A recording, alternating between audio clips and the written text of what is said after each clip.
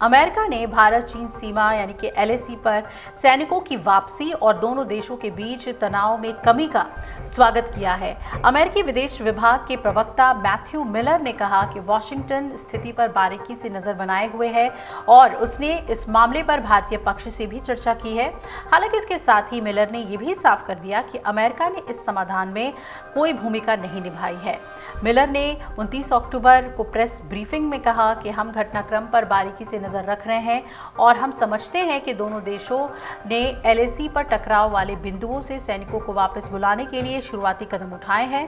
हम सीमा पर तनाव में किसी भी कमी का स्वागत करते हैं। उन्होंने ये भी कहा कि हमने अपने भारतीय साझेदारों से बातचीत कर ली है और इस पर संक्षिप्त जानकारी हमने ली है, लेकिन हमने इस समाधान में कोई भूमिका नहीं निभाई है। इस बीच रक्षा सूत्रों ने ये जानकारी दी है कि पूर्वी लद्दाख सेक्टर के देप्सांग और डेमचौक क्षेत्रों में पीछे हटने की प्रक्रिया अब लगभग पूरी हो चुकी है। सूत्र ये भी बता रहे हैं कि भारत और चीन की सेनाएं एक दूसरे की ओर से अपनी अपनी बुनियादी ढांचे को हटाने की पुष्टि कर रही हैं। भारत इस लंबे समय से चले आ रहे विवाद को सुलझाने की दिशा में लगातार काम करता रहा और क्षेत्र में चीनी आक्रमण की शुरुआत से पहले यानी कि अप्रैल 2020 से पहले की स्थिति बहाल हो सके, इसके लिए बातचीत भारत ने जारी रखी। शुक्रवार को चीनी विदेश मंत्रालय ने पुष्टि की कि दोनों देशों ने सीमावर्ती सैनिक सीमा मुद्दों पर हुए समझौते के अनुरूप प्रासंगिक काम में लगे हुए हैं और चीनी विदेश मंत्रालय ने यह भी पुष्टि की थी एक प्रेस कॉन्फ्रेंस के दौरान। वहां के विदेश मंत्रालय के प्रवक्ता लिन जियान ने कहा था कि ये काम सुचारू रूप से अब आगे बढ़ रहा है। सिलसिलेवार ढंग से हम ये डिसएंगेजमेंट का काम कर रहे हैं। ये पूछे जाने पर कि क्या भारत और चीन ने टकराव वाले बिंदुओं से सैनिकों की वापसी शुरू कर दी है, तो जिन लियान ने इस पर कहा कि सीमा मुद्दों पर हाल के प्रस्तावों के मुताबिक चीनी और भारतीय सीमा सैनिक प्रासंगिक कार्य में लगे हुए हैं जो वर्तमान में सुचारू रूप से आगे बढ़ रहे हैं।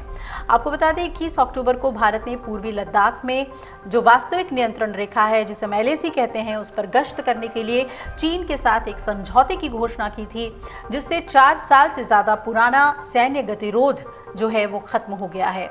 चीनी राष्ट्रपति और पीएम मोदी की रूस में मुलाकात भी हुई थी ब्रिक्स के दौरान, और इससे पहले प्रधानमंत्री नरेंद्र मोदी ने रूस में ब्रिक्स शिखर सम्मेलन के मौके पर चीनी राष्ट्रपति शी जिनपिंग से मुलाकात की, जहां दोनों नेताओं ने पूर्वी लद्दाख में एलएसी पर गश्त व्यवस्था पर समझौते का स्वागत किया।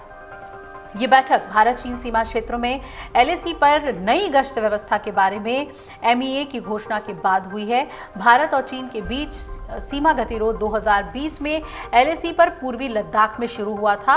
आपको याद दिला दें कि चीनी सैन्य कार्रवाइयों की वजह से एक विवाद हुआ और इसके कारण द्विपक्षीय संबंधों में लंबे समय तक तनाव रहा। इस बीच रक्षा सूत्रों ने यह भी बताया है कि पूर्वी लद्दाख क्षेत्र के देप्सांग और डेमचौक इलाके में सैनिकों की वापसी प्रक्रिया अब लगभग पूरी हो गई है। भारत और चीन की सेनाएं वहां पदों को खाली करने और बुनियादी ढांचे को हटाने की पुष्टि कर रही है।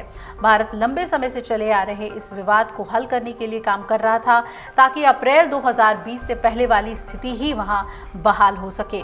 शुक्रवार को चीनी विदेश मंत्रालय ने पुष्टि की कि दोनों देशों के सीमावर्ती सैनिक सीमा मुद्दे पर हालिया समझौते के मुताबिक संबंधित कार्य में लगे हुए हैं। चीनी विदेश मंत्रालय के प्रवक्ता लिन जियान ने प्रेस कॉन्फ्रेंस में कह दिया कि सीमा मुद्दों पर हालिया समझौते के मुताबिक चीनी और भारतीय सीमावर्ती सैनिक वर्तमान में सुचारू रूप से प्रगति करते हुए प्रासंगिक कार्य में लगे हुए हैं, यानी कि डिसएंगेजमेंट कर रहे हैं, और बहुत ही जल्द यानी कि आज या कल से पेट्रोलिंग का काम यानी कि सीमा पर गश्ती का काम शुरू हो जाएगा।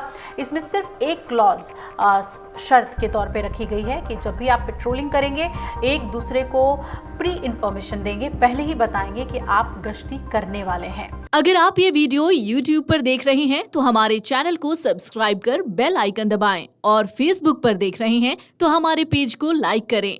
8 मिलियन प्लस सब्सक्राइबर, आपके इस भरोसे के लिए बहुत धन्यवाद।